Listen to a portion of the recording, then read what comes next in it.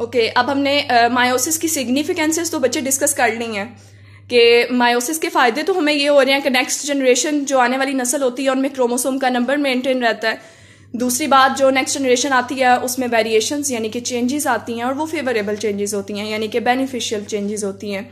उसके अलावा जो सेकंड टॉपिक हम डिस्कस करेंगे वो है बच्चे एरर्स इन मायोसिस। मायोसिस में कुछ एरर्स आ जाते हैं, कुछ प्रॉब्लम्स आ जाती हैं, ठीक है। एरर्स जो मायोसिस के दौरान बच्चे आते हैं वो किस वजह से आते हैं? मे बी गैमेट्स में कोई म्यूटेशन आ जाए।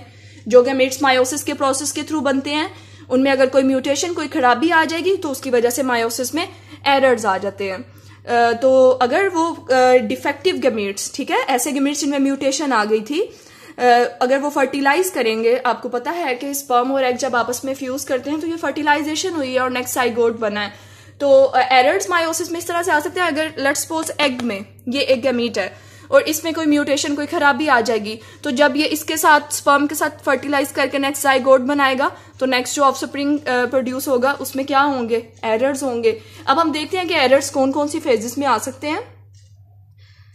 बच्चे एरर्स जो हैं ये फर्दर इसके बहुत सीवियर रिजल्ट्स होते हैं, ठीक है। या तो उसका रिजल्ट है मिसकैरेजेस हो जाते हैं या जेनेटिक डिसऑर्डर्स आ जाते हैं। तो वो जेनेटिक डिसऑर्डर्स भी हम इस टॉपिक में डिस्कस करेंगे कौन कौन से होते हैं। मोस्ट लाइकली मिस्टेक बच्चे भला कहाँ पे आती है? जब क्रोमोसोम जो है वो हम एक एनाफेज आती है ना जिसमें क्रोमोसोम सेपरेट हो रहे होते हैं, तो उसमें अगर कोई प्रॉब्लम आ जाएगी ना सेपरेशन के दौरान तो उसकी वजह से मायोसिस में एरर्स आते हैं। तो ये अभी हम डिस्कस करते हैं।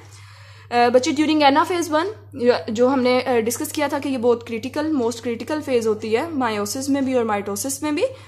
तो एनाफेज 1 के दौरान क्रोमोसोम सेपरेट होकर अपोजिट पोल्स पे चले जाते हैं, ये बात हमने पढ़ी थी, ठीक है। वो सेंट्रियोल्स की तरफ वापस जाना शुरू हो जाते हैं। और during the anaphase 2 sister chromosome separate, ठीक है।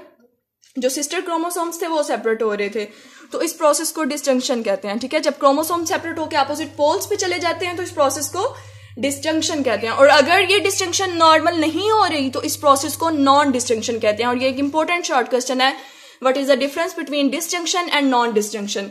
तो इसका डिफरेंस आपको क्लियर होना चाहिए कि क्रोमोसोम्स एनाफेज के दौरान जब सेल्स के पोल्स पे चले जाते हैं, सेपरेट हो जाते हैं, अपोजिट पोल्स पे चले जाते हैं, उस प्रोसेस को डिसजंक्शन कहते हैं। और अगर वो सेपरेशन नॉर्मल नहीं हो रही, ठीक है, समटाइम सेपरेशन नॉर्मल नहीं होती, तो उस प्रोसेस को नॉन डिसजंक्शन कहते हैं, ठीक है। एंड दिस उसके रिजल्ट में क्या होता है? This results in the production of gametes. तो फिर ऐसे गैमीट्स हमारे पास बनेंगे विच हैव आइदर मोर और less than the normal number of chromosomes. तो उनमें क्रोमोसोम्स का नंबर यहाँ ज्यादा हो जाएगा या कम हो जाएगा, ठीक है। तो गैमीट्स जो हमारे पास बनेंगे वो नॉर्मल नहीं होंगे, उनमें क्रोमोसोम्स का नंबर ज्यादा या कम हो सकता है। फॉर एग्जाम्पल नॉर्मल क्रोमोसोम का नंबर बच्चे 46 होता है, और अब नॉर्मल की अगर बात करें तो एक ज्यादा और एक कम भी हो सकता है, यानी 47 और 45 भी हो सकते हैं।